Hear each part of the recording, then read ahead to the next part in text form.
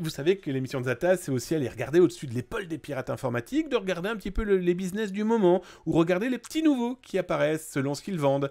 Et là, je vous ai trouvé un pirate informatique qui, à première vue, vivait il y a encore pas très longtemps en Russie, qui s'est dit que son business pouvait être plus intéressant si on l'externalisait un petit peu hors du territoire russe. Toujours est-il qu'il a ouvert un black market, somme toute assez classique, peut-être pas par rapport au contenu par contre. Là, je vous montre, sa boutique est très simple. Vous souhaitez des bases de données, eh bien ne vous inquiétez pas, il en a à ne plus quoi savoir en faire. Le fonctionnement est très simple, hein. Vous pouvez payer par Kiwi, vous pouvez payer par e-money, vous pouvez payer en Tether, USDT, hein, crypto-monnaie qui je pense vous connaissez. Et là, eh bien, pour avoir une base de données privée, ça veut dire que jamais utilisée, de 613 000 membres clients de chez Wanadu Orange. Déjà, je me dis, punaise, 613 000 gars, tu les as collectés comment?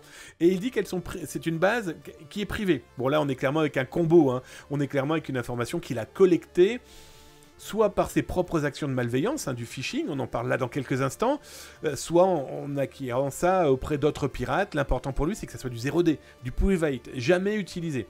Bon, bah c'est vendu, voilà, c'est vendu par ce pirate informatique. Il en a beaucoup, beaucoup d'autres, hein, comme vous pouvez le voir. Il est très intéressé par, comme vous pouvez le voir, par Wanadu.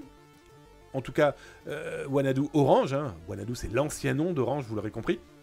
Bon, bah là, vous voyez, il a dispatché que du Wanadu, que du Orange, sachant que pour les anciens clients de chez Wanadu, qui sont passés à Orange, beaucoup utilisent encore leur adresse à wanadu.fr, même s'ils ont aussi la même adresse en orange.fr.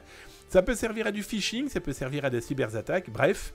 Là, vous voyez, hein, il parle aussi de mail et de passe. Le nombre de gens qui utilisent aussi leur adresse mail et leur mot de passe, on en parle là dans quelques instants avec le gouvernement américain, sont les mêmes et ils pensent que c'est un passe-partout et qu'ils utilisent toujours la même chose un peu partout. Ça, c'est intolérable, c'est pas possible.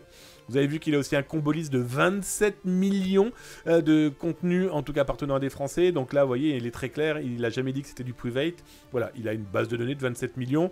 Combien véritablement fonctionneront dans une cyberattaque, on n'en sait rien, mais imaginez que 10% de 27 millions tombent dans un piège, bah voilà, hein, il s'est refait le pirate, hein, soyons très très clairs.